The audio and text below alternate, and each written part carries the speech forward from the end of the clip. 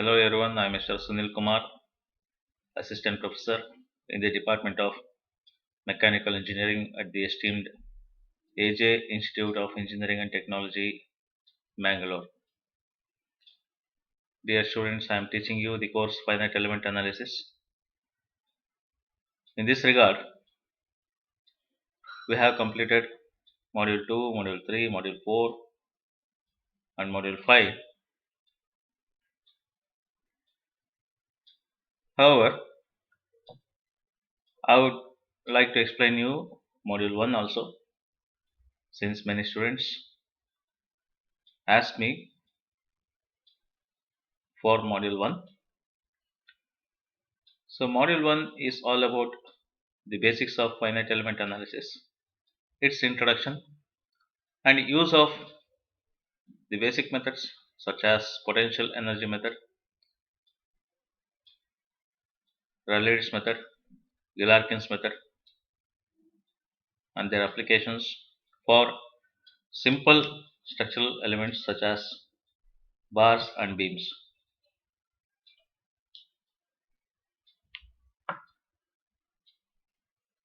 So in the first section of the Module 1, I would like to brief about the general description of finite element method.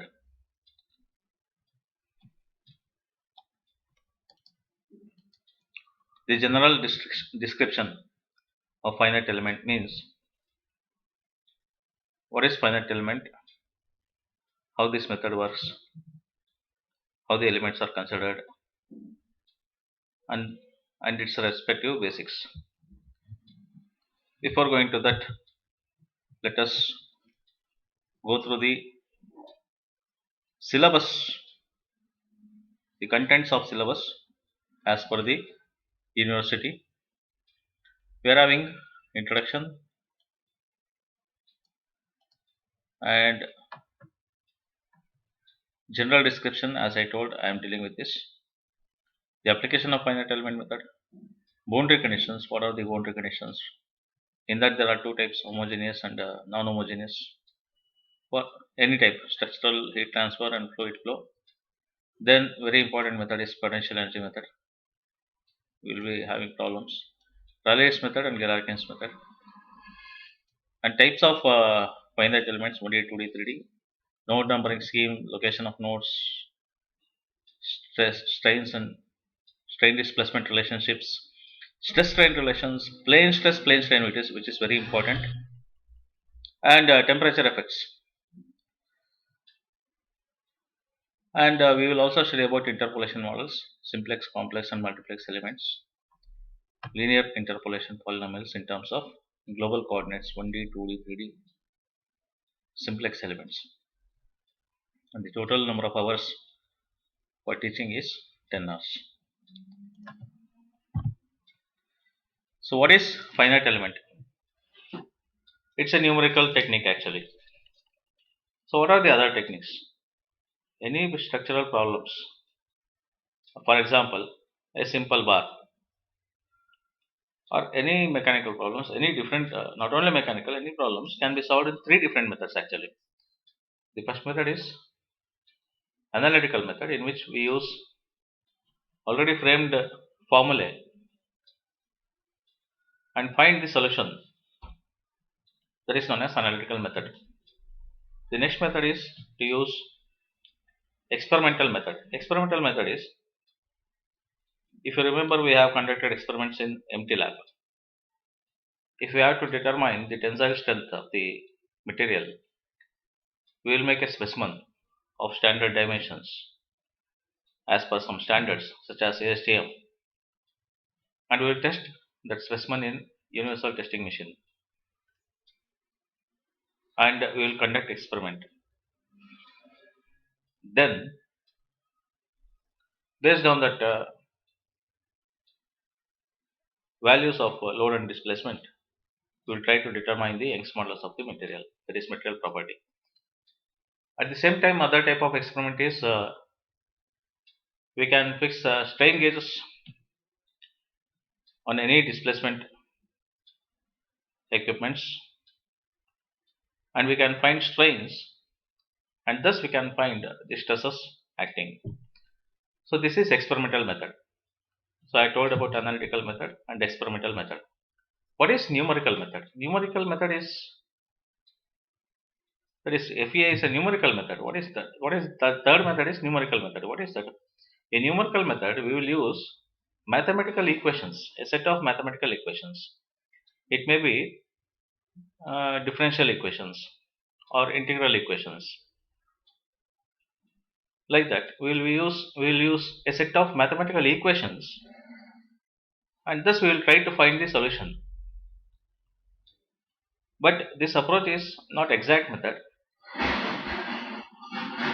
It will give approximate result of the solution. We will get only approximate result. In experimental method, we will get exact result, provided there is no discontinuity in material, all those things. Experimental method is, however, is the exact method, but numerical method is a approximated method. It is not the exact method. We will get the approximated value.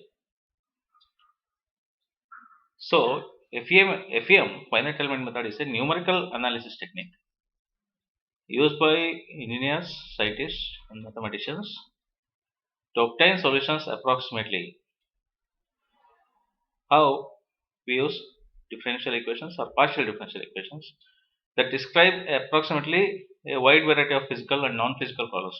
It is applicable for both the physical problems such as structures and non-physical problems such as heat transfer. Physical problems range in diversity from solid, fluid, and soil mechanics to electromagnetic, like that. The basic concept that a body or a structure may be divided into smaller elements of finite elements called finite elements, which means in finite element method, the basics of finite element method is any problem before solving is divided into number of small elements. That division can be done either in 1D or 2D or in a 3D manner.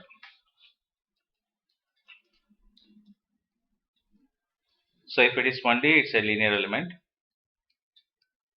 It's a 1D element, sorry. If it is 2D also, it will be a area element, surface element. If it is 3D, it will be volume element. Then, after dividing a given structure or an area of interest into small elements, the original body of the structure is then considered as a assemblage of these elements connected to a finite number of joints called as nodes. All these elements which are being divided will be connected at nodes. So there is a link between one element and the other element.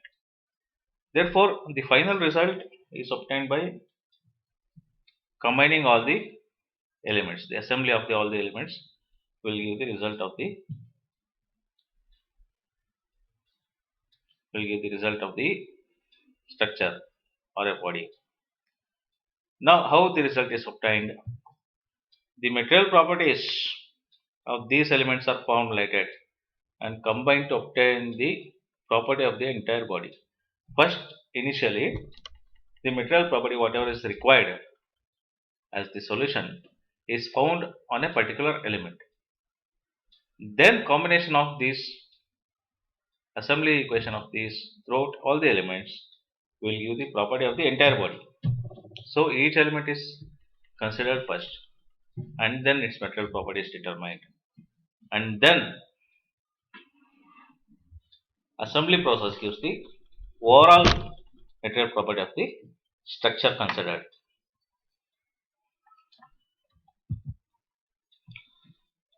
The equations of equilibrium for this entire structure of the body are then obtained by combining equilibrium equation of each element such that continuity is ensured at each node, which means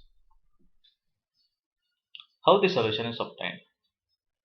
It is based on equation of equilibrium. Equation of equilibrium means any problem will have the solution only if we consider the equilibrium of the system. If there is no balance, if there is unbalance in the forces, then it will be difficult to find the mechanical properties or the required solution.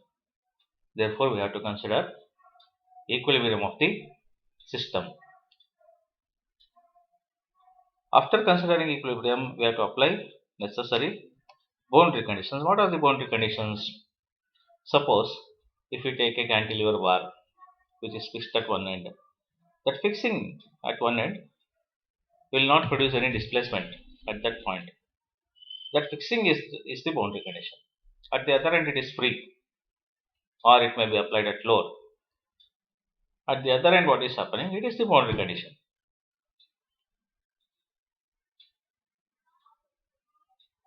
Then we will find the variables such as displacement. Usually we will find displacement. Then we will find stresses. Then we will find strains, or it may be temperature problem, or velocity problem, fluid flow problem, whatever it is. However, I will explain all this process in a block diagram.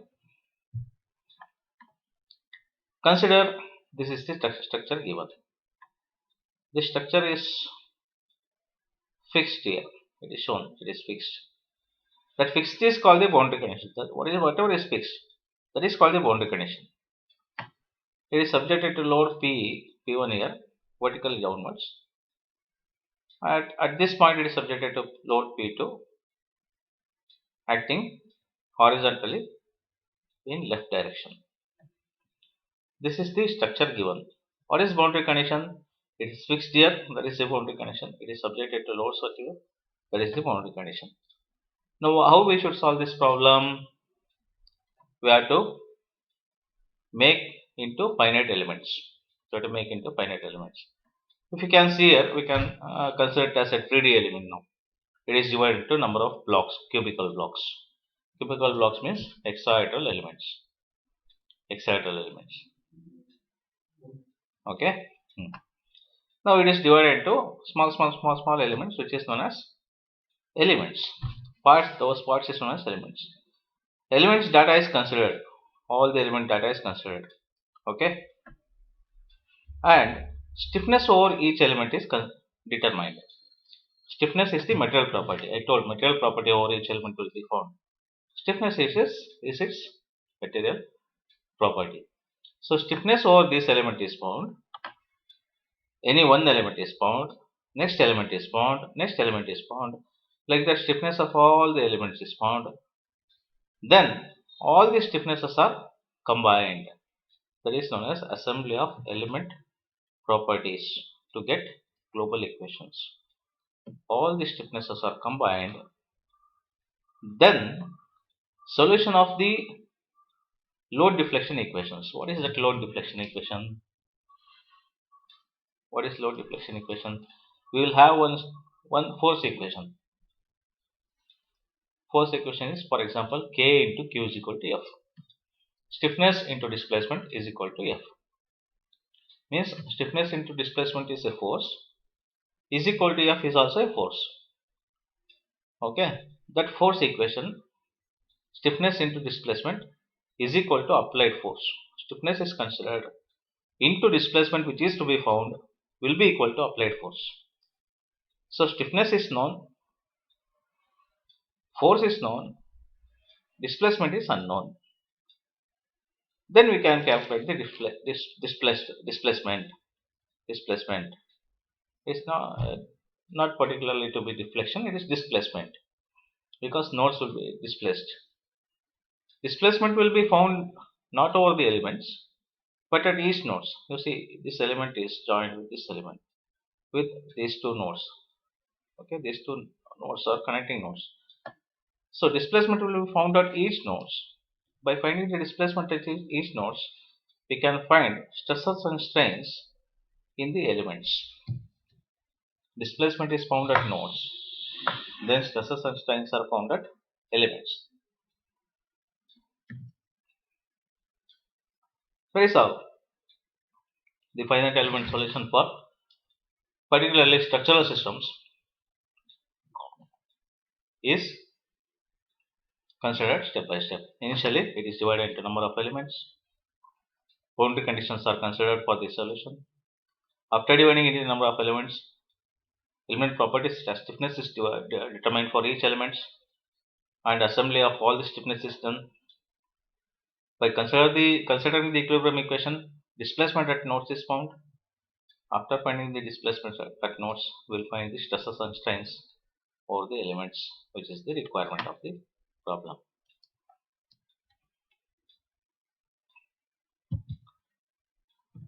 Now the next topic is, what are the advantages of finite element method? How it is advantageous? I told experimental method is the exact method. Finite element method is the approximate method. But how it is advantageous? Okay, let us see one by one. The physical properties which are intractable and complex for any closed bound solution can be analyzed by this method. The physical properties which are intractable, any physical properties which are not not easy to determine. For example, if the material geometry is complex, then finding the physical property will be different. If the material itself will be having number of materials inside, such as composite material, finding physical properties will be difficult. If there are any non-metallic inclusions, cracks inside,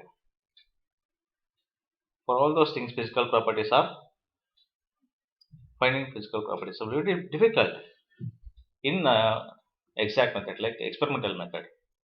Analytically approaching will be very difficult if there are complex in geometry and other parameters, as I told.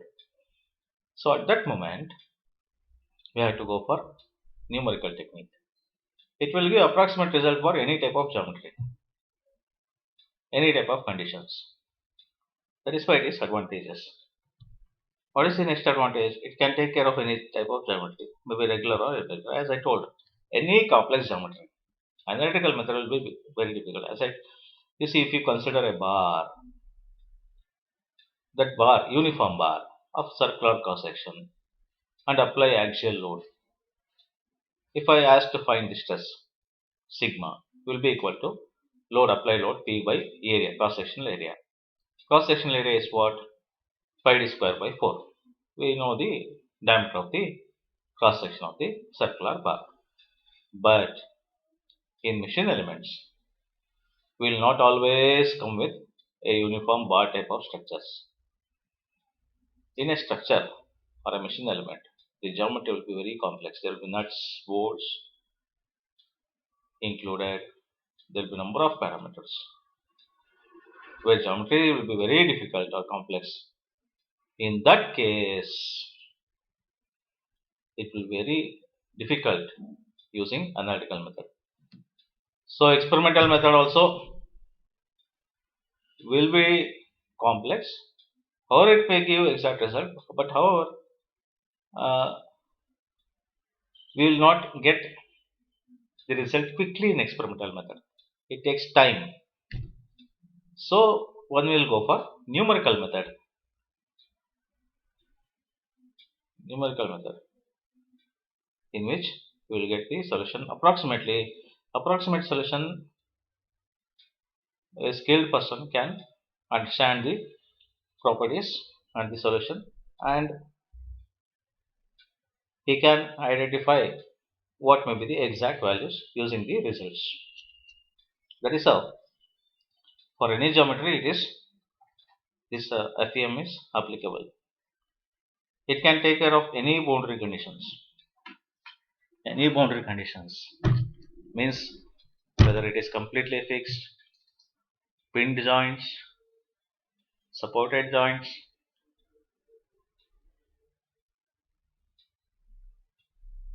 just having any type of supports, any type of boundary conditions, whether it is temperature boundary condition, convection, surface convection, or end convection, whatever may be the boundary condition, for any boundary condition, FEM is applicable. That is why it is advantageous. It can, the fourth one is, it can take care of any type of loading conditions. Whatever the type of load you apply, inclined load, UDL, UVL, whatever the type of load, for all the types of load, this method will give fast result when compared with analytical and experimental.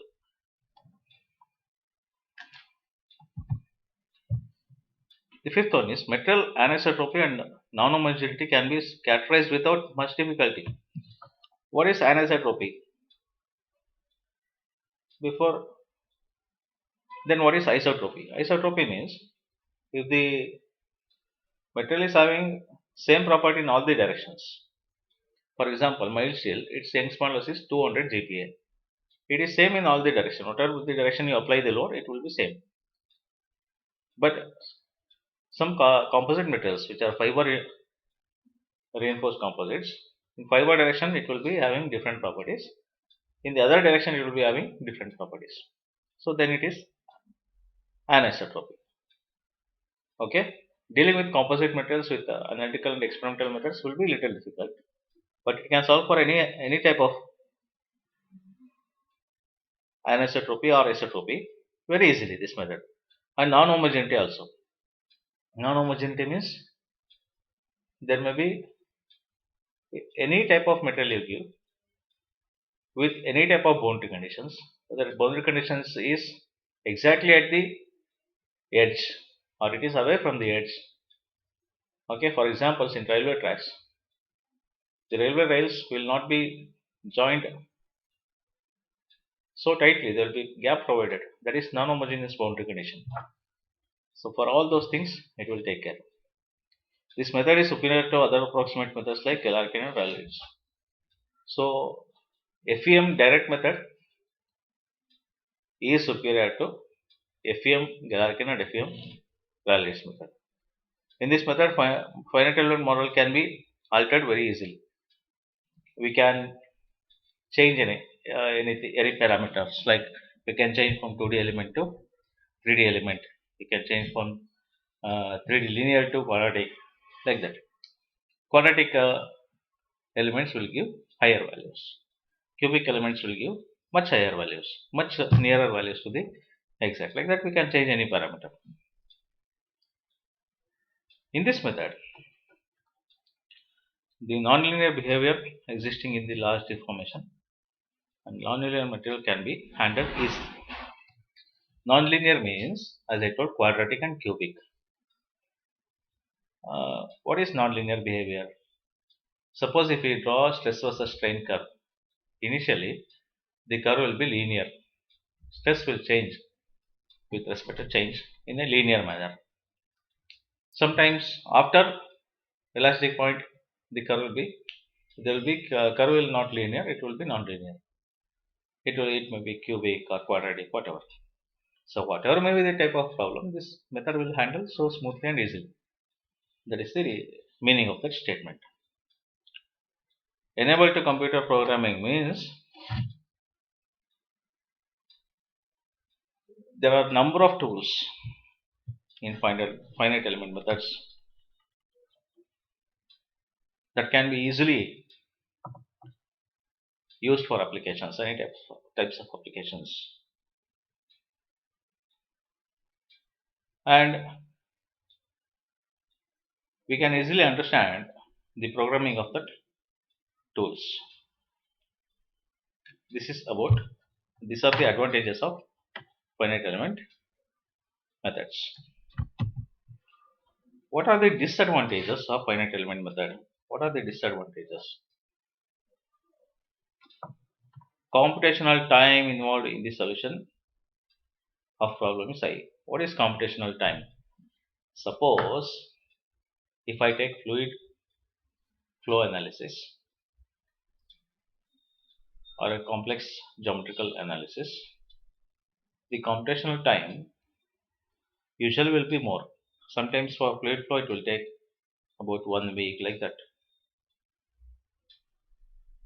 But using experimental, sometimes time may be earlier, faster. But experimental sometimes will give result in destruction, like we may have to destruct the system or a structure. But however, in FEM we will not destruct it. So we can write it as a disadvantage. That is, it will take much time for complex geometry and complex applications.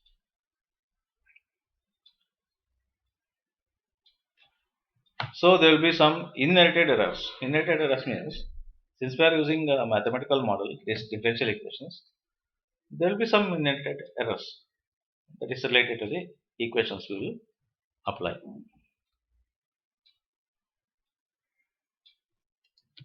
And experience and judgment are needed in order. We need experienced candidate with good finite element skill.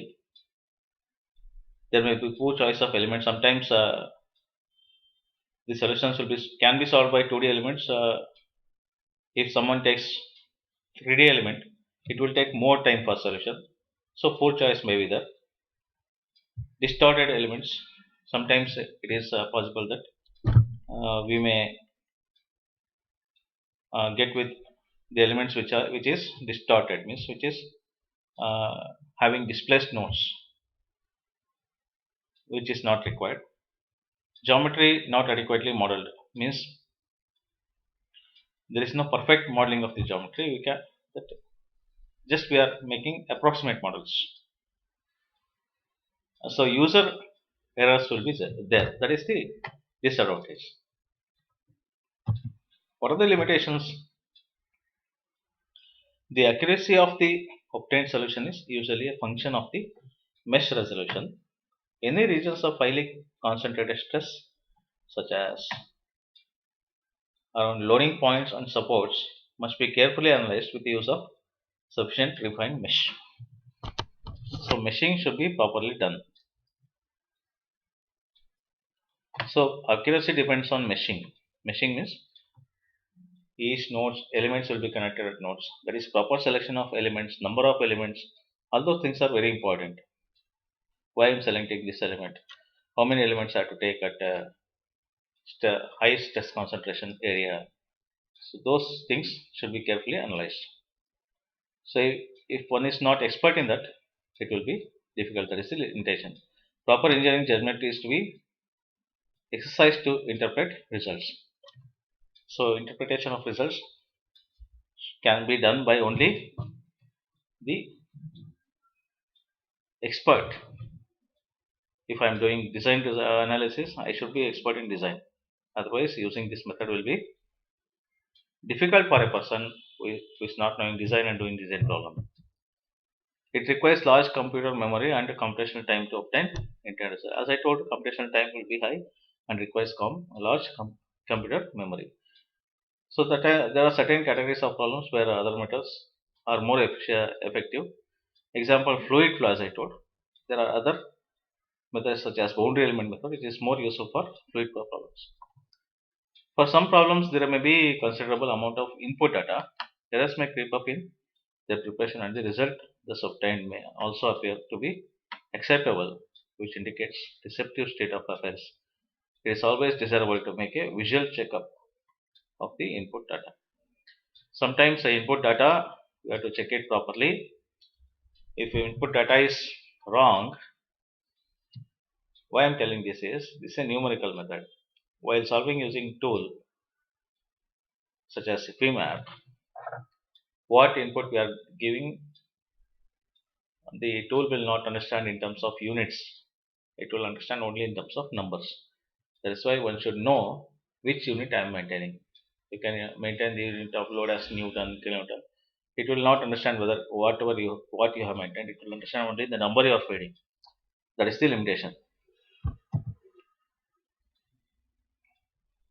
So we will obtain round of errors. That is the main limitation. Okay. Modern FE packages are more powerful tools that have become increasingly indispensable to mechanical design and analysis. However, they also make it easy for users to make big mistakes. Like modern tools are also available, but you should be skilled to use that tools. Otherwise, it is of no use. So, what are the applications of finite element methods? Where it can be applied? There are a number of areas in which finite element uh, method is applicable. Equilibrium or steady state or time independent problems, like in equilibrium problems such as structural problems, as I told, k into q is equal to bars, beams, stresses. All these are equilibrium problems. Eigenvalue problems means vibration problems, vibration related problems, dynamic problems, where dynamic loads are applicable, where dynamic it will be there. Those are known as dynamic cases. In dynamic cases, also FEM is applicable. Propagation or transient problems. Propagation or transient problems means, in transient means like where time is necessary. Once again, propagation, like where time is important to be considered. So such a case is called propagation problems. So one is eigenvalue problems, equilibrium problems, and propagation problems. So let us see what is eigenvalue, what is equilibrium, what is eigenvalue, and all. So in an equilibrium problem, we need to find the steady state displacement or stress distribution if it's a solid mechanics problem. Temperature of or heat flux distribution if it's a heat transfer problems, and pressure or velocity distribution if it's a fluid mechanics problems. We will not consider the change in the applied load per time. So at all the time, the load applied on the structure or the convection in the heat transfer problem or the pressure distribution in fluid problem will be same per time. It will not vary with respect to time. Such a problem is called equilibrium problem. This is about the equilibrium problem. What is eigenvalue problem? It's a time dependent problem. Eigenvalue problem also, time will not appear explicitly. They may be considered as extensions of equilibrium problem in which critical values of certain parameters are to be determined in addition to the corresponding steady state configurations, like laminar flow in a fluid mechanics,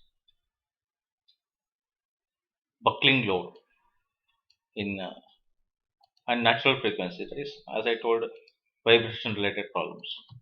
What is propagation or transient problem? That is, for example, when you are interested in finding response of a body under a time varying force in area of a solid. That is time varying force, if you consider time varying force, too much dependent on time. Uh, all the positions we have to consider time. Such a problems considering time. Such a problems are known as propagation problems. So what are structural problems? So in entire FEA will be dealing with structural problems and thermal problems also. Structural problem means stress analysis including bars, truss, and frames. Structure, bar structure, beam structure, like that. Structure should be there. In structure, there will be deflection, deformation, all those things. Totally, we will call it displacement. What is the difference between displacement, deformation, and deflection? In bar, if we apply axial load, Suppose a bar is there. If you apply axial load, there will be deformation of the bar. It will change its shape. Form will be changed. Then it is known as deformation. Suppose if I apply load on a beam, that is, I am applying load vertically, that is transverse load, perpendicular to axis. If I apply transverse load, then it is called as beam. If I apply axial load, it will be bar. If I apply transverse load, that is perpendicular load, perpendicular to the axis, then it is transverse load and the member will be called beam. Okay. Bar and beam are differentiated only with respect to the direction of load applied. Depending on the direction, the properties will change. Okay, that is depending on the direction, the considerations, deflections or deformations, those things will change. So if load is applied perpendicular to the axis, that is transverse load, then it is called as beam. So, however, these are called as structures. Okay, stress concentration problems. If there is any geometrical discontinuities like holes, fillets, or other geometrical discontinuities in the structure, then they are known as stress concentration problems, because there will be more stress concentration wherever there is geometrical discontinuity. What is buckling analysis? Connecting rod subjected to axial compression. So if any member,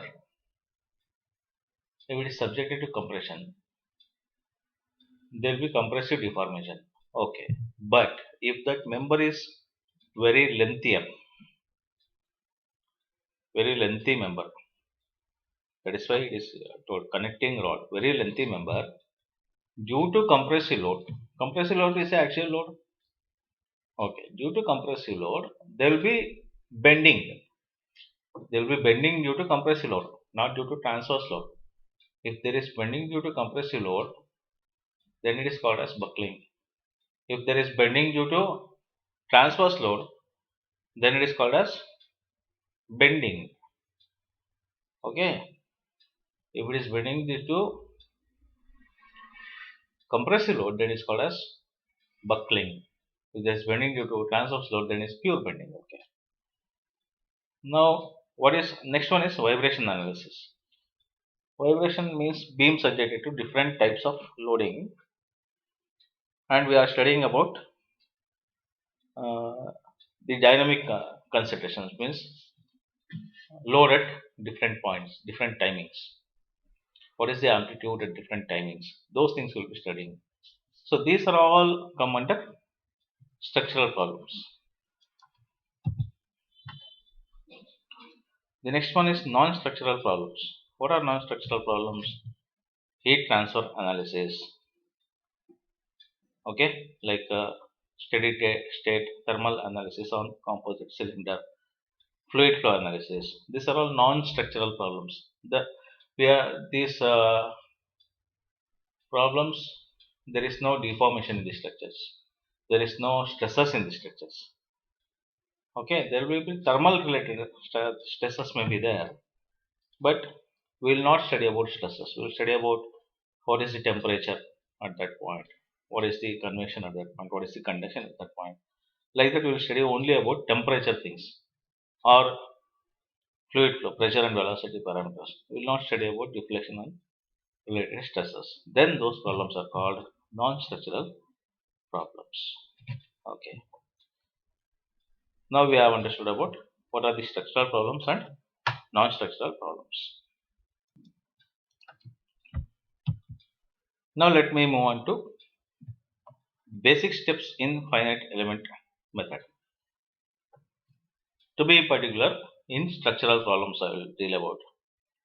Okay, what are the basic steps that should be followed in solving any problem in using finite element method? What are the basic steps? The first step is discretization of the continuum. Continuum is any structure which is continuous. Any structure which is continuous is called continuum. Okay. Discretization. What is discretization? Dividing. As I told, any problem, first it should be divided or discretized. Okay. This is the first step in FEM. Discretization of a given continuum. Continuum is area of interest, a continuous solid. Okay. This is the first step. You should never forget. What is the first step in FEM? Discretization of a given continuum. Okay. Now, the first step in FEM is to divide the given continuum into smaller regions of finite dimensions called finite elements. First, we have to discretize the given continuum into smaller regions. Okay, of finite dimensions. So these regions are called small regions are called finite elements. The original continuum or a body or a structure, continuum means body or a structure, is then considered as assemblage of these elements connected at a finite number of joints called nodes. The originally now initially we had geometry or a continuum. We have divided now. After division, we should consider that body is made of all these joining all these small elements. We should not consider that body is divided into elements. We should consider that body is made of joining all these elements, joining at nodes. Like that we should consider. Then at each node, unknown displacements are to be prescribed or determined. The type, size, number, and the arrangement of elements depend on the accuracy of the solution required. Which means now we will determine the displacement at the nodes. Okay. But what type of element should be there? What type of region should be there? Whether it is 1D, 2D, or 3D, or whether it is linear, quadratic, or cubic, or whether it is triangular element or cubical, rectangular, tetrahedral, hexahedral, pentagonal element. Which element I have to take? That depends on the accuracy of the solution required, because it is not an accurate method, it is approximate. If I take quadratic in place of linear, I will get more accurate. If I take cubic element, I will get some more accurate. Suppose if I take square element, if I will get some value. Instead of square, if I take hexagonal element, I will get more accurate because more number of sides. And if I take small elements, if I take more number of elements for a given continuum, I will get more accurate value. If I take only less number of elements, I will get less accurate. Like that, the type, the size, and the number of the elements will affect the solution. So based on the solution required, we have to consider the elements. Simply if we take more elements instead of less elements, the time taken for the solution will be more, and it is a time waste. That is why we have to decide which type of element I have to take. What are the things to be considered? All those things we have to decide. What is the second step after discretization process? What is the second step? Approximating functions are also known as displacement functions or interpolation model should be analyzed. Okay, we should consider any approximation function, such as if you are finding displacement at any point, let this displacement be u at any point. We have to take approximated function like u is equal to a0 plus a1 x. A0 and a1 are the constants, that is generalized coordinate constants. X is the direction in which displacement will occur. So like that, one function should be assumed for the displacement, which is known as approximating function. It may be called as interpolation model or displacement function. This represents the variation of displacement within the element. That function should represent how there will be variation in the displacement. Suppose if I take displacement function of u is equal to a naught plus a1x, it's a linear function. Then at all the points in the structure, the displacement should change in a linear manner only. It should not change in quadratic manner or cubic manner. There should be no curve. It should be linearly varying with respect to load. Okay. If I take u is equal to a naught plus a1x plus a2x square like that, it's a quadratic, then displacement should change quadratic throughout the element. Like that, we should have the knowledge of how the displacement may change, and we should assume the displacement, trial displacement function.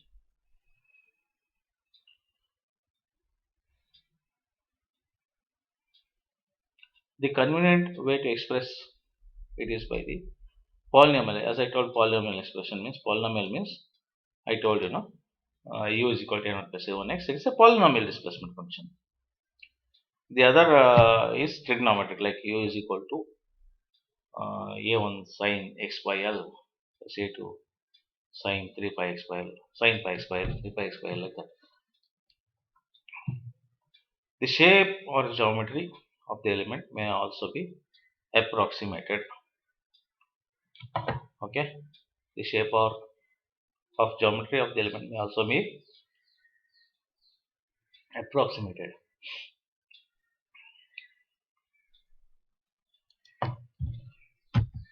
What is third step?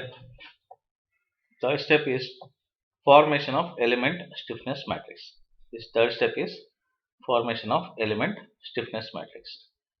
Okay, after continuum is discretized into number of elements, we have to find stiffness of each element. We have to find stiffness of each element. Suppose a given structure is divided into 3 elements, then we have to find 3 stiffness matrices for element 1, element 2 and element 3 separately. Okay, like that. Basically, it's a minimization procedure, whatever may be the approach adopted. The geometry of the element is defined in reference of global frame. Coordinate transformation must be done for elements where it is necessary. Like uh, why we are finding 3 stiffness? Because entire geometry is considered in a global coordinate axis. If I take x-axis for bar, x-axis is same for entire structure as well as it is same for entire elements. Then it is global coordinate system.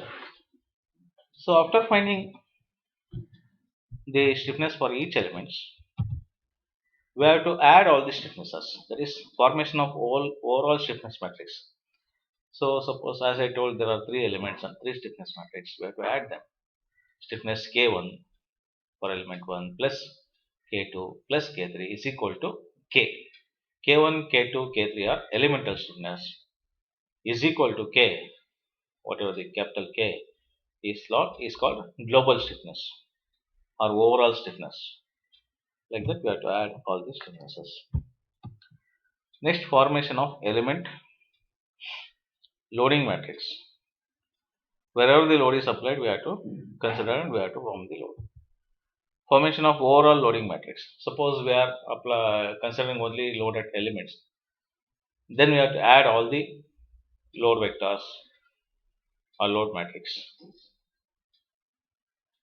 It is called load vector because it is a column matrix. That is why we call this as vector. So we have to add for each element and form a global loading matrix or a vector. Formation of overall equilibrium equation. Now we know the load, we know the stiffness. We have to write the equilibrium equation. Equilibrium equation is generally K is equal to K into Q is equal to F.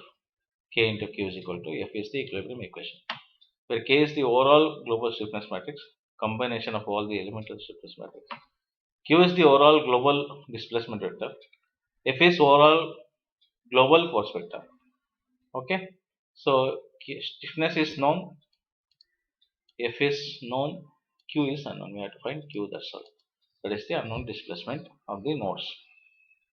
That is found by applying boundary condition. What is the boundary condition? If that bar is fixed at one end, that fixing is boundary condition. The boundary restraint conditions are to be imposed on the stiffness matrix to avoid the condition of singularity, which means there will be stress singularity if we do not apply boundary condition. Wherever it is fixed, we have to consider the displacement as 0. Otherwise, we will get the value of displacement, some value we will get, which is not acceptable. Since it is fixed, displacement at that point of fixing should be 0. That we should consider.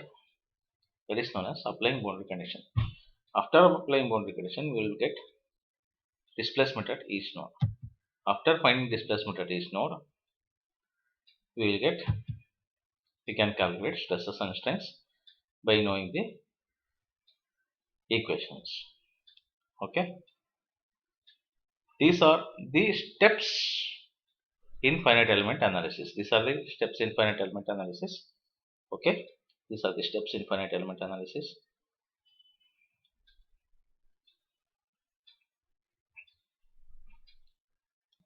Now, what are the phases in FEA? These different steps, the 10 steps what I told earlier, how it is categorized into different phases, or how a software tool will solve a problem. It is done by 3 phases.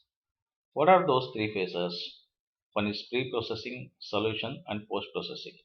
What is pre-processing? We have to assign geometry, property, the area, the mathematical equations required, boundary conditions. Assigning all these things is called pre-processing.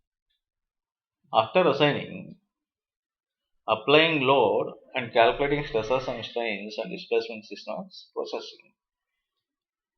After processing, we will obtain the values of displacements, stresses and strains. That is called as post-processing. Solution is the center on solution is that is the analysis. This is before analysis. Result what we get is post-analysis. That is post-processing. There are 3 phases in FEA. Now, I told that the first step in finite element method is to discretize a given structure into number of small regions called elements. That is the first method in FEA. You have to divide the given continuum into number of small regions. Okay, this is called discretization. During this discretization process, how we should discretize? In what way we have to discretize? That is, I will explain here step by step. This discretization process means dividing the given continuum or problem into smaller regions called elements. What is the discretization process? Dividing the given continuum into small regions called elements is known as discretization. Suppose a bar is there. This is a bar fixed. Okay, at this end it is fixed. It is having length, breadth, and height is given. It is a cantilever member. It will be called as beam if I apply load like this. It will be called as bar if I apply load in the axial direction. Now it is a cantilever member, that's all. Now this can be discretized into a 1D element. 1D means one dimensional line is a one dimensional element, right? 1D element, one directional, one dimensional, like this. The same structure can be considered in as 1D element. It's a 1D element. It's a line structure. This is one element having two ends. Two ends are called nodes. This is node 1. This is node 2. This is one element. Okay. This is 1D element. At the same time, the same cantilever member can be divided into 2D elements. You can see, you can consider it as a 2D element. Triangular elements. Triangular elements. 2D triangular elements is shown here. It's a two-dimensional. The element will have x direction and y direction. Element requires two axes for representation. It's a 2D element. But however, analysis will be only because displacement will occur only in one direction. This is 3D element. The same bar can be divided into rectangular blocks of 3D elements. So we can divide the same geometry, this geometry into 1D, or we can divide it to 2D, or we can divide it to 3D based on the requirement. Okay. But one should have the knowledge. There will be displacement varying. If it's an axial member, displacement will vary linearly along the length, right? So it is not required, it is not necessary to take 2D or 3D. 2D and 3D, if I go for 2D, solution will be more accurate. If I go for 3D, solution will be some more accurate. But that variation is not much in if it's a axial apply load. So time will be, there is a loss of time. A lot of calculations will be included if you take 2D and 3D. So waste of time for solution. So it is enough to go for 1D. So such knowledge is very important. Okay, this is about discretization. 1D, 2D, or 3D I can make. Okay. So this discretization process depends on 5 important considerations. This is very important in the module 1. This discretization depends on 5 important considerations. Okay, what are those 5 important considerations? The number 1 is type of elements. Second one is size of elements. Third one is number of elements. Fourth one is location of nodes. Fifth one is node numbering scheme. This discretization process depends on the 5 considerations. These 5 considerations will affect the solution time and the accuracy of the solution. Types of elements will affect the result. 1D, 2D or 3D like that. Okay. Size of elements. Very small elements, it will take more time but will give good result. Number of elements. How many elements I have to take? Whether I have to take 2 elements or 3 elements or 100 elements per geometry. It is also very important. More number of elements, more time. However, we will get more accurate result. But whether it is required, we have to think it of. Location of nodes. Where I have to locate node? Simply I cannot locate node anywhere on the geometry of the structure. I should know where I have to locate node. And node numbering. In which way node should be given number. In which way I have to give the node numbering. How the node numbering scheme should be. Whether I have to give horizontally continuous, horizontally zigzag, vertically continuous, vertically zigzag. We should know that because it will affect the solution. Okay. Now the first one is types of elements. What are the types? As I told, 1D, 2D, 3D like that. Okay. Yes, we shall see about it. Elements can be of different types depending on various factors. In general, they are classified into 1D elements, 2D elements, 3D elements, and one more categorization is there, that is axis symmetric elements. There are 4 types of elements: 1D elements, 2D elements, 3D elements, and axis symmetric elements. What are 1D elements? The elements in the form of line. Okay, these are 1D elements. 1D-1-dimensional elements. These elements are suitable for the analysis of one-dimensional problems, 1D problems such as bars, trusses, beams, etc. All the problems can be solved using 1D elements because throughout the length of the element, the displacement will vary. It will not vary in the transverse direction.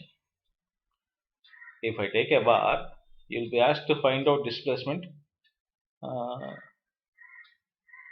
Displacement in the direction of length of the bar.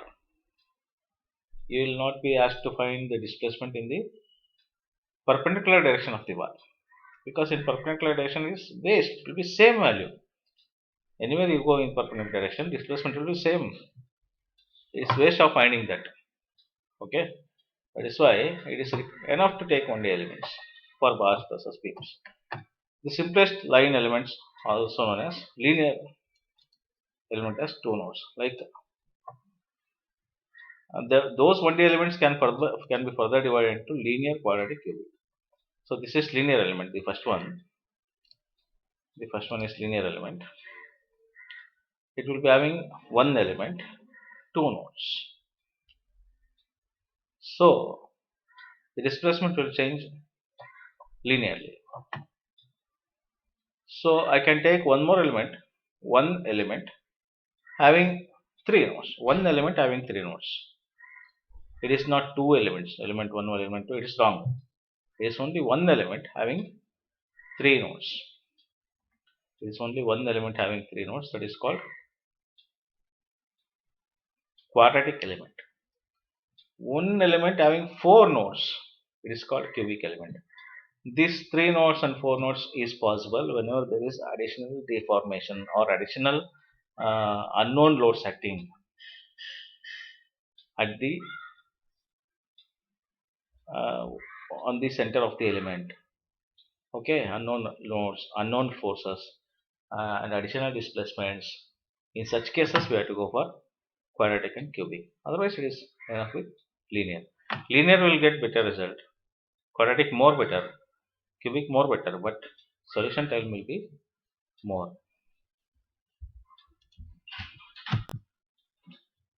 2D elements. We have learned about 1D element. Next, we will learn about 2D element. Two-dimensional elements. These elements are suitable for two-dimensional analysis, such as plane stress, plane strain problems. Okay, plane stress and plane strain problems. These are also known as plane elements. They are also known as what?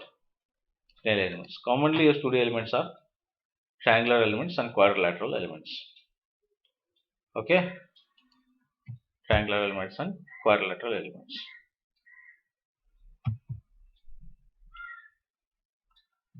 Okay, that is explained here in words. I will explain you now. Triangular element means it's a 3-noded linear. One element having 3 nodes. It is in the form of triangle. If I add 3 extra nodes at the center of each sides, then it is 6-noded quadratic element. If I add 2 nodes on the extra sides, and again I may add 1 node at the center, that is becomes 10-noded cubic. Like triangular element is one of the types. Triangular further classification is triangular linear, triangular quadratic, triangular cubic. In triangular there are 2 types, CST and LST.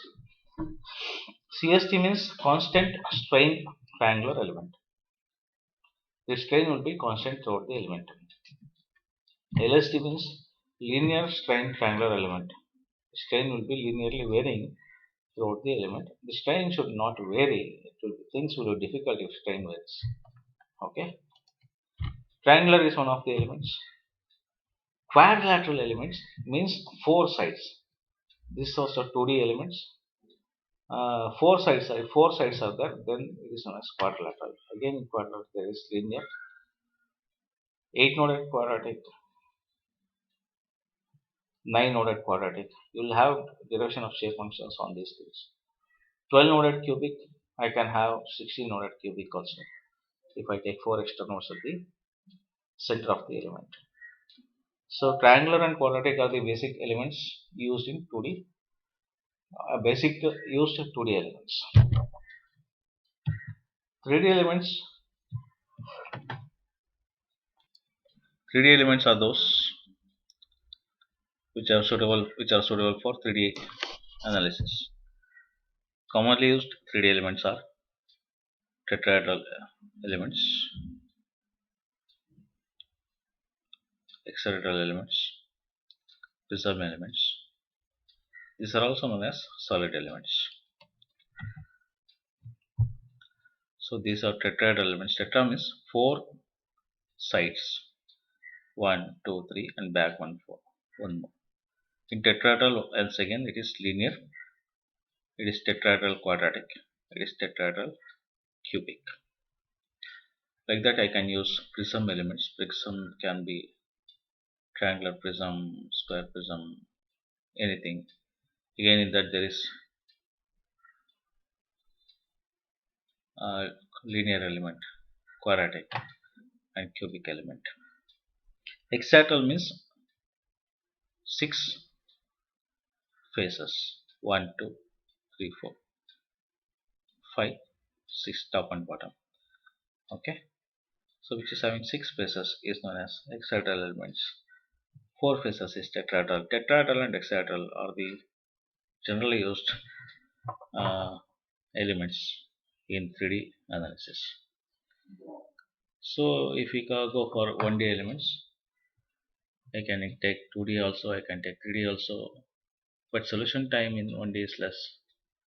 Solution time is 2D is more. Solution time is 3D is further more.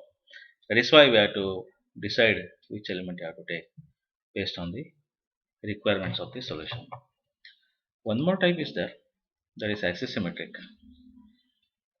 Axisymmetric means, suppose this type of structure in which I can take a particular type of element, which is a triangular element, and if I make this triangular element to move 160 degree around this structure with respect to a particular axis, at the center, then this triangular element will cover all the solid part of that structure. This is a structure which is a conical structure. So one point is taken here, 3 nodes are taken here, and one element, triangular element. This axisymmetric triangular element, it is 2D. 2D element is taken to analyze a 3D structure.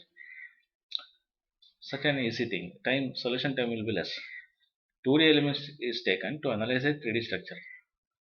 This element, if it moves 160 degree throughout this structure with respect to a particular axis called axisymmetric axis, then 3D analysis of a 3D structure can be done just by using a 2D element. This type of elements are called axisymmetric elements. So the type of elements, whether it is 1D, 2D, 3D or axisymmetric, the type of elements we are choosing will affect the solution. As I told, solution time is more for 3D. At the same time, accuracy is obtained. Okay, like that, type of elements will affect the solution. What next will affect the solution? The size of elements. What next will affect the solution? The size of elements. If the size of elements is fine, very small sized elements taken, then final solution expected is more accurate. If I take small element, the solution will be more accurate. At the same time, solution time will be more. Time taken for solution will be more. It means more computational time. Okay. As far as possible, we have to use the same element size throughout the body, but sometimes we may have to use different size in same body. If I take any geometry or any continuum, I have to take same sized element throughout, but sometimes we have to take different size depending on different parameters. Like consider this is a 2D plate which is having a hole at the center. It is subjected to axial load. Now if I take a triangular element like this, okay, the triangular may have large size anywhere around here, but the same triangle will have small size around this circle because the failure will happen around the circle because there is more stress concentration due to circular hole provided there. The stress concentration is more at the circular hole provided there. Because of that condition, the size of element taken there is much higher. That is, the size of element is very small. Wherever there is stress concentration, the size of element should be very small. This will affect the result. I cannot take same size triangular here also. Then the solution will be different. Okay, in this way, one should know what size of element I should take in different geometries. Also in same geometry, the size of element should be changed, which will affect the result. Okay. In general, whenever there is change in cross section or change in stress concentration, the size of element should be small in those regions. Okay. Another characteristic is that aspect ratio of the elements. The aspect ratio describes the shape of the element in the finite element model. For a two-dimensional element, the aspect ratio taken as the ratio of longest dimension to the element of smallest dimension of the same element. Elements with a aspect ratio of nearly unity generally yields best results. Aspect ratio means, if you observe here, this is not a pure triangle. This is like there is a bend here. This is because of aspect ratio, the size of the element taken here, 2 here. Okay, that should also be considered. What is the third thing that will affect number of elements? What is the third thing that will affect number of elements? If you can see the same example, the number of elements exactly around the circle is more. Number of elements is here is less. Okay, that knowledge is one. Other thing is how many numbers I should take. How many numbers? I can still increase the number or decrease the number. Whether increasing the number gives more accurate, and I should at the same time I should think about solution time. Okay, that is why number of elements that is taken for solution should be proper. It will affect the solution result. In that way, we should think. Okay, since it will affect the solution result, we should think of how many number of elements I am taking, how the solution should be considered. Okay, all those things should be considered. Okay, because too much number of elements sometimes will not give more accurate. Okay, for example, you take here this dotted line is exact solution. Okay, y axis is accuracy, x axis is number of elements. This dotted line is exact solution that is obtained by experimental method. This line is approximate solution which is obtained by FEM. Okay, now if I take only this number of elements, we will get solution here, and the gap is too much. If I increase the number of elements to this value, I will get this point. Gap is very less. At some significant improvement, if I further increase the number of elements, I will get my FEA solution, which is very close to exact solution. At this point, it is enough to stop that number of elements taken. If I further increase, further I will take more elements, my solution will be more accurate towards exact. That may not happen. There will be always some gap. There will be always some gap. Okay, that is straight line is there, always some gap. So if I take too much number of elements, there is no use. You will get the same result as n naught number of elements if I take too much elements. So it is only enough to understand what is that n naught value. It should be near in this region. Okay, I cannot go far too much here because the solution time is more and there is waste of time, waste of energy. That is why one should have the knowledge of how much number of elements I should take. Okay, so one should have the knowledge of how many number of elements that should be used for solution. What is the next thing or next parameter that will affect the solution is location of nodes.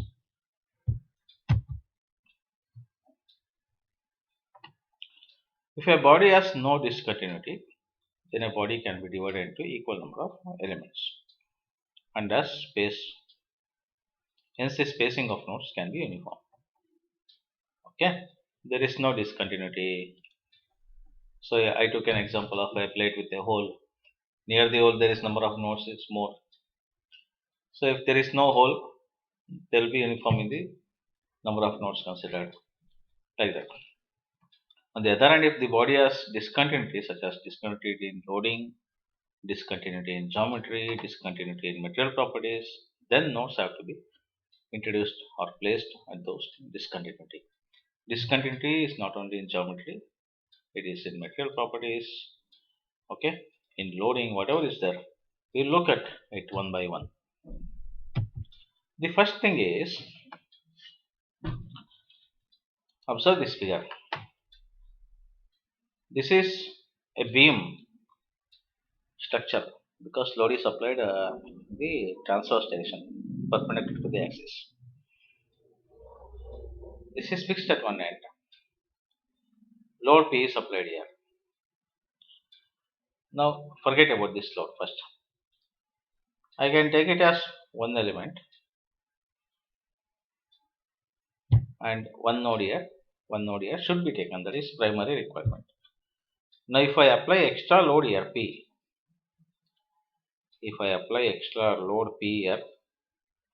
then because of this applied load, I have to take one node here and then I can divide into one element and two element. Okay, instead of one element I can go for two elements. So wherever there is extra load acting, there I should consider a node. Did you understand? Location of nodes. Wherever there is extra load acting, there I should consider the node so that my solution is more accurate, more proper. At the same time, this is a beam structure subjected to two different UDLs. This is UDL of P0 Newton per meter. This is UDL of P1 Newton per meter. Okay, but there is discontinuity, right? Up to here it is P0, then it is P1. Since there is discontinuity in loading, there I have to take one extra node. Then I divide this as element 1 and this as element 2. Discontinuity in loading is there. There I have to assign node. Okay. Wherever there is extra load, I have to assign node. Wherever there is change in load, discontinuity in load, there I have to assign one extra node. Similarly, wherever there is change in geometry, you see, the cross section here is more. Suddenly it is changing. at this point.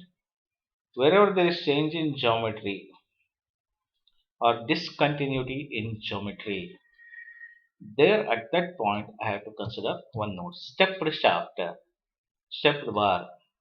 Okay, where there is geometrical discontinuity. Okay, there I have to assign nodes. Okay, similarly, this is a member, a beam structure. Bottom half is made of aluminum, one material. Top half is made of copper. This is other material. What is this? Change in material. This is known as change in material. If there is change in material also, then we have to assign nodes. You see, nodes are assigned 1, 2, 3, 4, 5, 6, 7. Like that. In between the material, there are number of nodes assigned. Not only one nodes, because throughout the length there is change. Okay, that is why we have to assign nodes there. What is the next one? Where there is change in material itself, discontinuity in material itself. Okay, discontinuity in the material, then we have to assign nodes. You can see here a V notch is there, V notch. Because of V notch, I have to take more nodes here around the V notch because there will be more stress concentration, right? There will be more stress concentration because of change in geometry. I take number of nodes where there is stress concentration. Where and all we have to assign nodes. Where there is extra load acting, we have to assign nodes. Where there is change in load, we have to assign nodes. Where there is change in geometry, we have to assign nodes. Where there is change in material, we have to assign nodes. Where there is change in material itself, there is a discontinuity in the material itself, then we have to assign nodes. These are the parameters that will affect the solution. Okay, what are the different parameters we have studied until now? Number of elements, size of elements, location of nodes. Okay, we have considered. Okay, then what is the next one? Next parameter that will affect the loading is node numbering scheme. Node numbering scheme. Okay, before understanding node numbering scheme, I would like to explain you one important concept, because that will, if you understand that, you can understand node numbering scheme. Let us study about banded matrix before going node numbering scheme. Okay, what is banded matrix? Okay, uh, if you observe this matrix, the first one K11, K12, K13, K14, 0, 0, K21, K22, K3. This is 6 cross 6 matrix. 6 cross 6 matrix. 6 cross 6 matrix means it is a matrix of some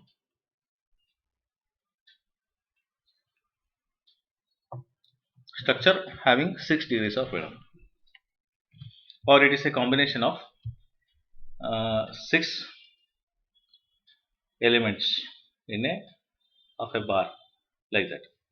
Okay, this is a global stiffness matrix. K means stiffness. Global stiffness matrix having 6 cross 6 because it is a matrix of 6 degrees of freedom. So matrix size is 6 cross 6. Suppose solution time will be 10 minutes for solving in a tool. Let us consider like this.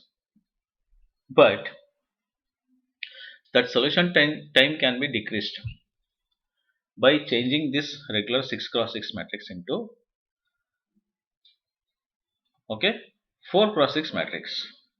Sorry, 6 cross 4 matrix.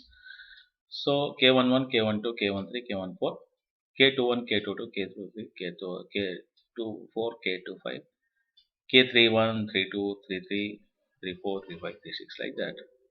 It's in order, but I can change this into smaller sized 6 cross 4 and decrease the solution time.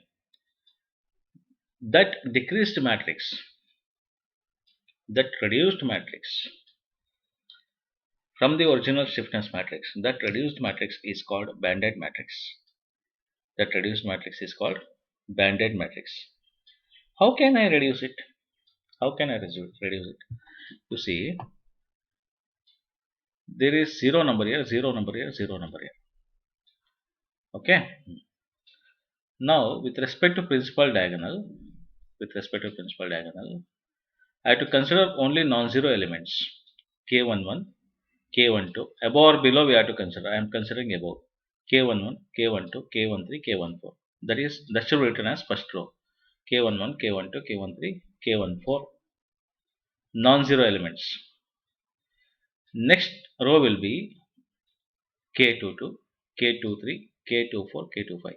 Below principal diagonal should not be considered. I can go with either above or below. k22, k23, k24, k25. 0 should not be considered. 22, 323, 24, 25. Next will be 33, 34, 35, 36. 33, 34, 35. Next will be 44, 45, 46. Next to 44, 45, 46. Next one will be 0. Next will be 55, 56, 55, 56. Next 2 will be 0. Only K66, K66, 0, 0. So 6 cross 6 is reduced to 6 cross 4. Therefore, solution time will be decreased. So this is the way solution time is decreased by converting regular matrix into banded matrix. The width of the banded matrix is called off bandwidth. It's called as off bandwidth. Okay. So this is about banded matrix. This banded matrix width of this banded matrix is used in node numbering scheme. This concept of width of banded matrix is used in node numbering scheme. That is why I explained this concept at first. Then we will go to node numbering scheme now. What is node numbering scheme? The size of the global stiffness matrix resulting from the finite element analysis depends on node numbering scheme. Okay, and the number of degrees of freedom considered per node. If we can minimize the size, both solution time and storage requirements can be minimized. Now the bandwidth, strictly speaking, off bandwidth means the width of the reduced, that is banded matrix. It is given by B is equal to D plus 1 into F, where D is the maximum of largest difference between node numbers in an element. F is the degree of freedom at each nodes. Okay, so remember this equation. B is equal to D plus 1 into F. This banded matrix can be reduced depending on the node numbering scheme. This banded matrix width depends on the node numbering scheme. Less width means less time, quicker solution. That's all. Okay, we'll get the same solution, but solution time we are reducing by considering banded matrix. That width of the banded matrix depends on node numbering scheme. B is equal to D plus 1 into F. Okay. In the node numbering scheme, in the above equation, only D will vary, F will not vary. F will be same for all the conditions. This is a boundary condition. So what are the different scheme of node numbering? Here you can see this is a structure which is divided into number of elements. Elements is quadratic, 2D element, quadratic element. And node number size is done like this: 1, 2, 3, 4, 5, 6, 7, 9, 10, 11, 12, like that. You see, horizontal zigzag manner is going on. The further one is horizontal up to 9 year, then again start 10 year as you have started one. That is the other method. Now similarly, vertically 6 year, 7, like that. After next method is 6 year, 7 again, starting from the beginning. These are the 4 schemes of node numbering. There are 4 schemes of node numbering. Okay, in that 4 schemes, I can find the bandwidth B. You see, bandwidth B is equal to D plus 1 into F, right? F, suppose if you take F as 2 per node, this node can have displacement in x direction as well as in y direction. Therefore, degrees of freedom of that node is 2. 2 is common for all the things. 2 is common for all the things of value. Only this d value 17, 9, 6, 11 is taken. D is changing. B is equal to d plus 1 into f, right? How this 17 came? 17 is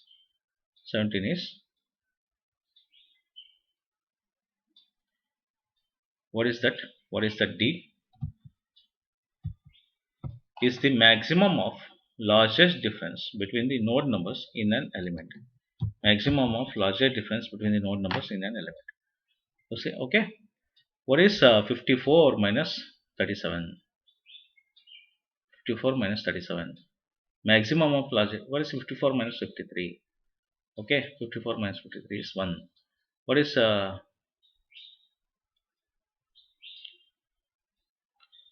54 minus 37? Okay, that value, that is the maximum difference in that element itself. 54 minus 37. Okay, or 18 minus 1 in this element. 54 minus 37 in this element. Okay.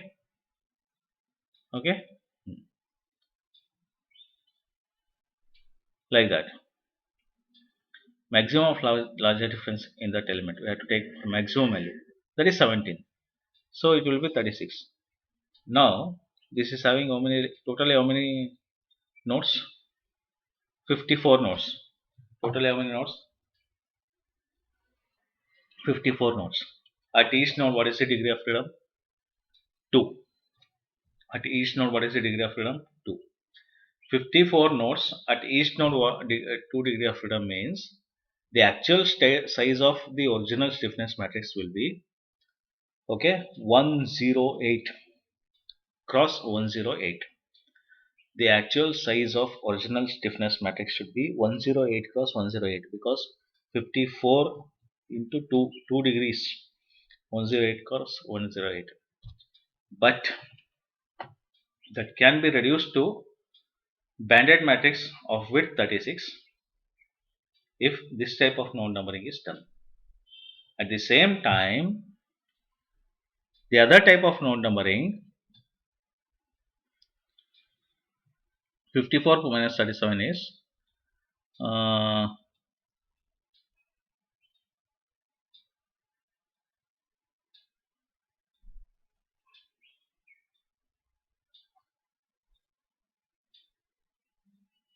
here we have to take this one 45 minus 54 in that element, that is 9. Okay, there is some mistakes. It is 47, 9, 10, 11, 12, 13, like that. It should be 44, 45. It should be 46 actually. This number should be 46, misprinted as 54. Then we will take this one where we will get maximum difference is 9. Okay, then further it can be reduced to 20. 20 is very much lesser. The width of banded matrix is 20, which is very much lesser. Similarly, if I go for vertical scheme, continuous, D will be 11. 54 minus 43 will be 11. If I go for this scheme, D will be 6. 54 minus 48 will be 6. So 14. Among this 36, 20, 24, 14. 14 is lesser. So vertically like this, again continuous like this. This type of node numbering is beneficial over all the other 3 types of node numbering. If you do this type of node numbering, instead of 108 cross 108 matrix, size matrix, I can go for 14 cross maybe 108 size matrix. I can reduce the width of the matrix from 108 to 14. I can reduce the width of the matrix from 108 to 14 by this type of node numbering scheme. So I can decrease the solution time. This is how node numbering scheme will affect the bandwidth of the matrix, further which will affect the solution time is very important factor to be considered in discretization process. Discretization process.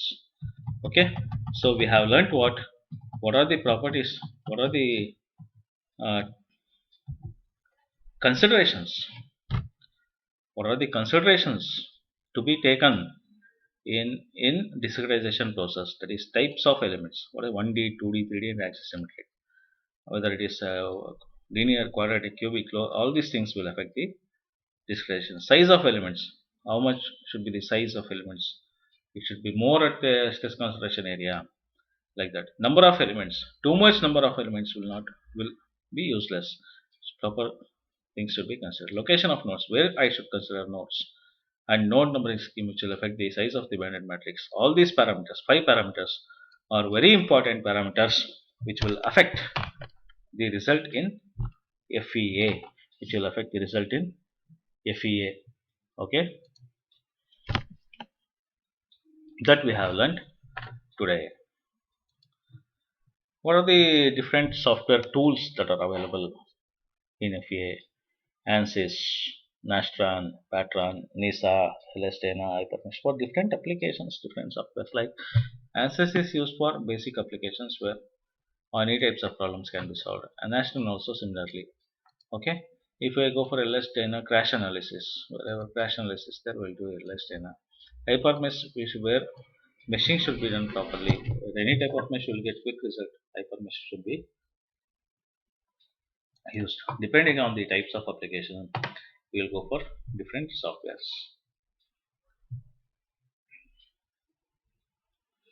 We'll go for different software packages. Next, we will move on to theory of elasticity. We will move on to theory of elasticity. What do you mean by theory of elasticity? Why this is required for finite element methods? It is required because we are calculating stresses and strains in the structural elements. We are calculating displacements. So to understand for those things, we need to understand theory of elasticity. In theory of elasticity, what are the different types of forces and boundary conditions? We need to understand those things. Okay. Now consider this irregular object, irregular member. It is fixed at this position, and it is applied to point load at this point. It can be applied to surface load T. T means tractions, surface tractions, surface load anywhere. At the same time, it will be having body forces Bx, By, Bz in the respective directions, which means there are basically 3 types of forces that can be applied on a structural member. Those 3 types of forces are point forces, point loads, surface forces, and body forces. Point forces are dimensionless forces, that is, force applied at a point. Surface forces are forces applied over area. Body forces are the forces which are acting over the volume of the member. Okay, so forces are also of at the point, at the over the area, or the volume, like the 3 types of forces are there. It is explained here. Consider that a 3D elastic body, it's a 3D member occupying a space B, having a surface boundary B, as shown in the figure. Points within the body are represented as x, y. The entire body is represented in x, y, z coordinates. It is constrained, as I told, it is fixed. Okay, it is subjected to T, which is this traction force on the over the area. Now this traction force which is acting at that point, okay, can be resolved into force in x direction, y direction and z direction. Wherever the traction force is applied, those traction force can be further resolved into three uh, forces uh, according to three directions or three axes considered. Those traction forces which are resolved are Tx, Ty and Tz.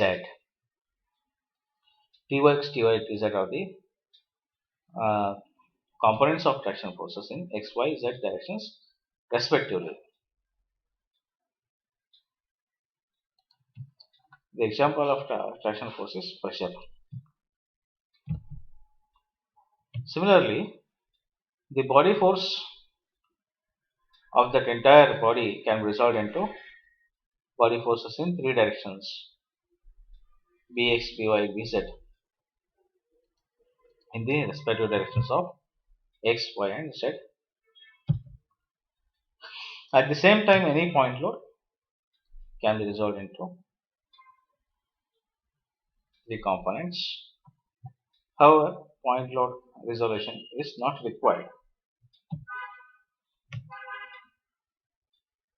So under the action of these three types of forces, there will be displacement of the body. That displacement is called as u or capital U, which depends on displacement in x direction is u, v is the displacement in y direction, w is the displacement in z direction respectively. So these are the displacement components. U, v and w are the displacement components in x, y and z directions respectively. So overall displacement is represented by u. That u is because of the forces applied, whether it's point load, surface tractions or body forces. This overall displacement can be further uh, resolved into three displacements in three directions, that is u, v, w. U is displacement in x direction, v is the displacement in y direction, w is the displacement in z direction. Okay.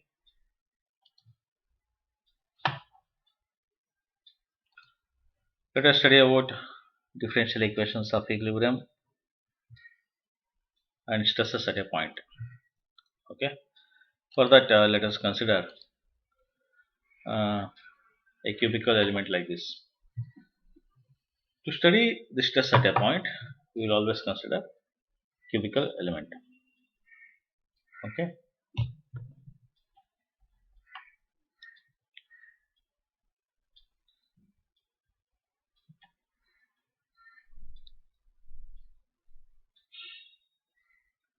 You see, if I consider any cubical element at this particular point at the center, now this is the x-axis, this is the y-axis considered, and this is the z-axis. Along the x-axis, the stress is sigma x. Tau xz means shear stress on x plane. X plane means this is the plane perpendicular to x-axis, right? Plane perpendicular to x-axis. This is the nearer point. This is the point of consideration. This is nearer plane. This is farther plane. Similarly, this is nearer y plane. This is farther y plane. This is nearer z plane. This is farther z plane to that point, which crosses through that point. So this is the x plane, means plane perpendicular to x-axis, passing through that point h. This is the plane perpendicular to z-axis, which means z plane passing through that point h. This is the plane perpendicular to y-axis, which is called y plane, passing through that point h. So those three planes are called nearer planes. This is farther x plane, farther y plane, farther z plane. Now in that nearer x plane, The stress acting in x direction is sigma xx, or sigma x simply. There will be three stress components. One is sigma x. Downwards is tau xz means shear stress. Xz means it is acting on x plane in z direction. So since I have written this is the z direction, it is acting downwards means, which means that this is x axis. I have written in negative x direction, so I should write in negative z direction. At the same time, negative y direction is stress acting in x plane in y direction. So first suffix represents plane, second suffix represents direction. This is about the shear stress tau xz, explain z direction, explain y direction. These three are the stress components acting on the x plane. Okay. Similarly, coming to y plane, the stress acting in y direction is sigma x, sigma yy. Y plane y direction sigma yy. Y plane z direction is tau yz, shear stress. Y plane x direction is tau yx. Yx means y plane x direction. Direction next suffix. First plane and then suffix. So again negative y, negative z, negative x. So coming to z plane. Z plane z direction is sigma yy, zz. Z plane y direction is tau zy. Z plane x direction is tau zx. Are the three stress components which are in z plane. Now sigma x, tau xz, tau xy are the three stress components in the nearer plane.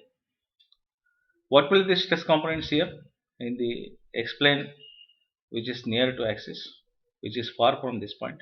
It will be same sigma x, tau xz, tau yz, but all should be written in positive directions. Positive, positive, positive, like that.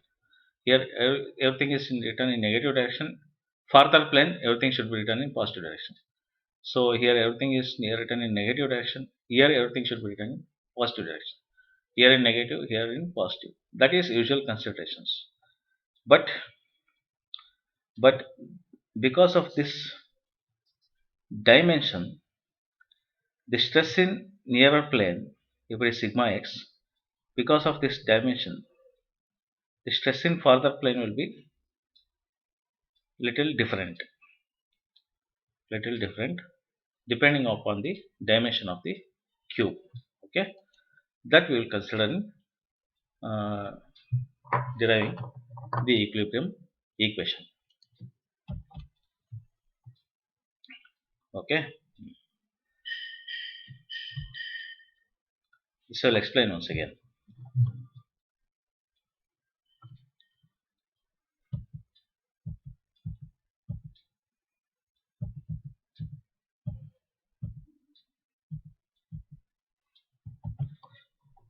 So I will equilibrium equation I will explain in next class. So there are such stress components. Those stress components can be directly written in the matrix form like sigma xx, sigma yy, sigma zz, tau xy, tau yz, tau zx. So actually there are 9 stress components. I can reduce it to 6 stress components because the magnitude of tau xy will be equal to magnitude of tau yx. That is why tau xy is equal to tau yx. Okay. Therefore, I can reduce 9 into 6 components. This representation of stresses is known as stress tensor. This representation of stresses is known as stress tensor. Okay. So this representation of stresses in the matrix form is known as stress tensor.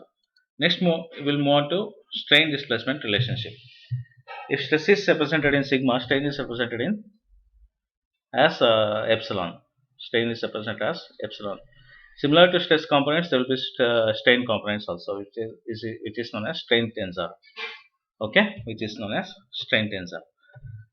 So let us consider a 2D element like this. 2D element like this. So this 2D element is displaced from its original position. Actually, the dotted line shows the original position of that member. The dotted line shows the original position of that member A, B, C, D. It is displaced to a new position A1, B1, C1, D1. It is not displaced like that. It's in a square form earlier.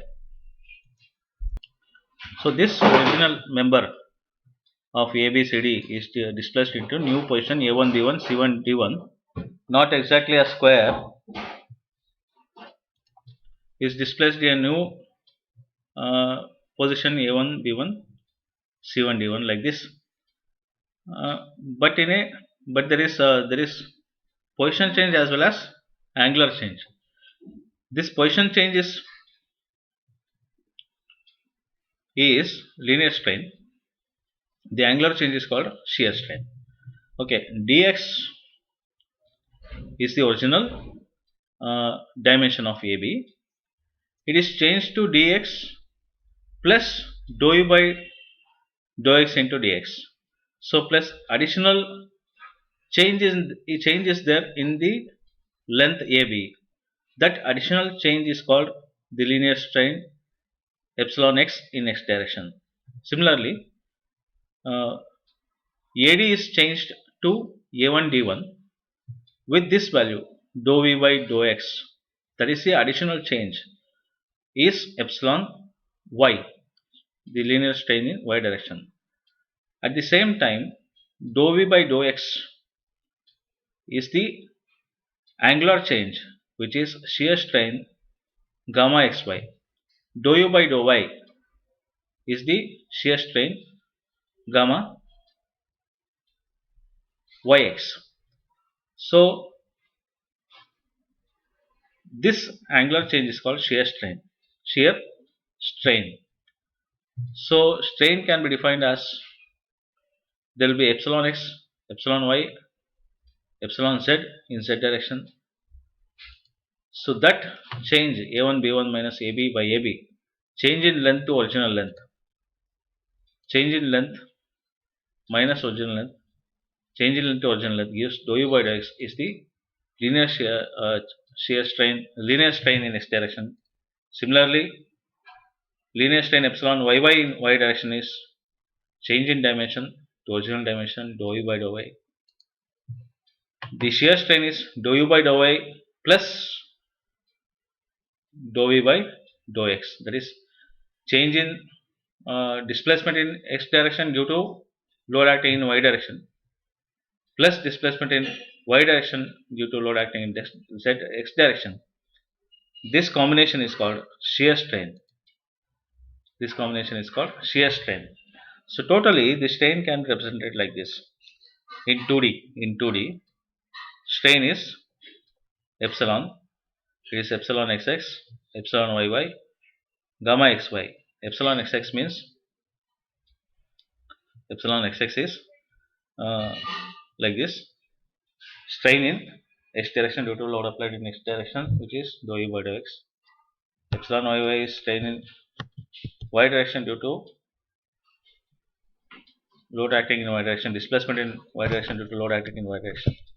Gamma xy is displacement in x direction due to load acting in y direction plus displacement in y direction due to load acting in x direction. Is this expression is for strains in 2D member. Similarly, I can write strain displacement relations in 3D member also. Epsilon xx, epsilon yy, epsilon zz, dou w by dou z. In place of dou we can write d also. Okay, gamma xy, gamma yz and gamma zx. There are 3 linear strains and 3 shear strains here. Dou u by dou y plus dou u by dou x, dou v by dou z by dou w by dou y, dou w by dou x plus dou u by dou z. Okay, these three are considered in to explain y plane and z plane separately. Explain y plane, z plane, explain y plane, z plane separately considered. This is the strain expression for 3D case. This is the strain expression for 3D case. Now I will just explain about the stress and strain relationships. I have explained about stresses separately. I explained about strain separately. This is about stress strain relation. What is stress strain relation? How stresses are related with strain? Again, consider the same ABCD member in 2D. If it is changed to AB1, C1, D1 this way, then epsilon xx is there plus additional displacement nu into epsilon sigma y by e. You see, suppose there is load acting in this direction plus load acting in this direction. You see, because of load acting in this direction, x direction, there is only this amount of strain, but load is acting also in y direction. Because of that, there is additional amount of strain which depends on the nu. So total strain is sigma xx by e. Epsilon xx is equal to sigma xx by e. Okay, sorry, is the total displacement occurring. Okay, so one can write the equation like this.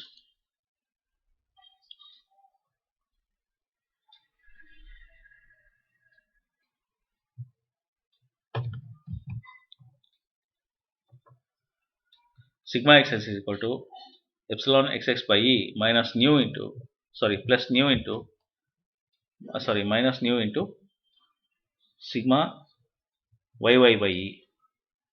Okay, minus nu into sigma yy by e. That equation, just I will show that. Epsilon x is equal to sigma xx by e minus nu into sigma yy by e. So since there is stress in x direction divided by e, that is applying Hooke's law, there will be strain in x direction if load is acting only in x direction.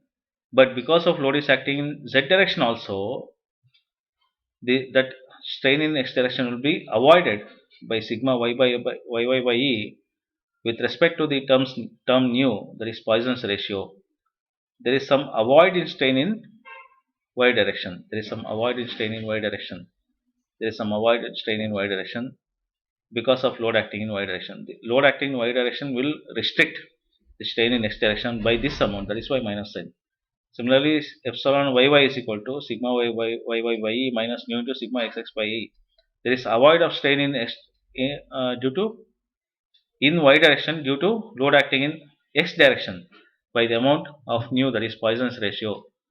This is epsilon xx by e. However, tau xy is gamma xy is tau xy by g. If I have to convert into g into e, g means rigidity modulus of rigidity. I can change it to e also. It is g is equal to e divided by 2 of 1 plus nu. If I take, then this is the expression. So in 3D case, epsilon x is equal to sigma xx by e. So this is the only equation if force is applied only in x direction. If force is applied in both in x direction, y direction and z direction also, this strain is avoided by this amount and this amount, that is why negative sign. So because of load in force in y direction and z direction, epsilon xx is restricted by this amount which depends on Poisson's ratio. Similarly epsilon yy sigma y by e minus nu into sigma xx by e minus nu into sigma z by e.